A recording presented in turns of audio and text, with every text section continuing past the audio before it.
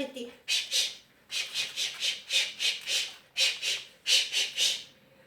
Nema baš ništa. Mama je jutros otišla rano u šumu da mi nađe nešto za jesti. I evo, nije se još vratila. A ja sam jako gladan, ja bi jeo. Mama. Ja ću zvati svoga prijatelja Vučića Krezubića.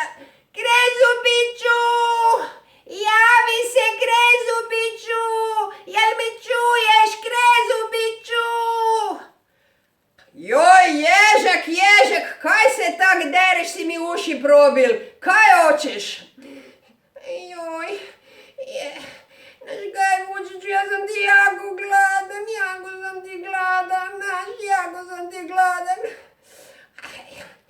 Ajde, dobro, nego kaj ti uopće jedeš, reci ti meni.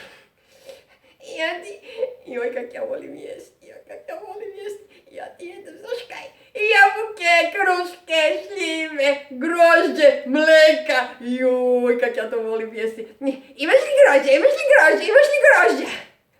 Ma, slušaj ti mali, pa ježek, kaj bi ja imal grožđe, pa ja sam ti vukec, pa nema ti kod mene grožđa, ne? Joj.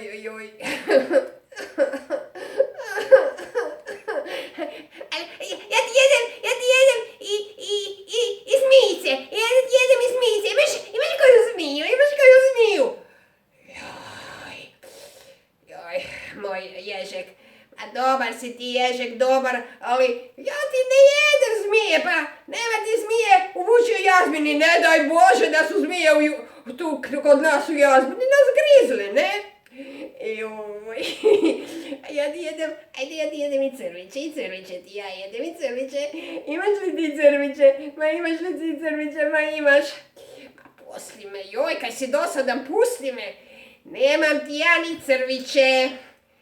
Fuj, kaj bi ja jel crviće, pa mi ti vukovi ne jedemo crve, ne? Nego znaš kaj, žao mi te je. Ajmo nas dva kod divlje svinje Kekeline, pa ćemo nju pitat jel ima, ona ti svašta ima za jesti. Ajmo je pitat. Kekelina!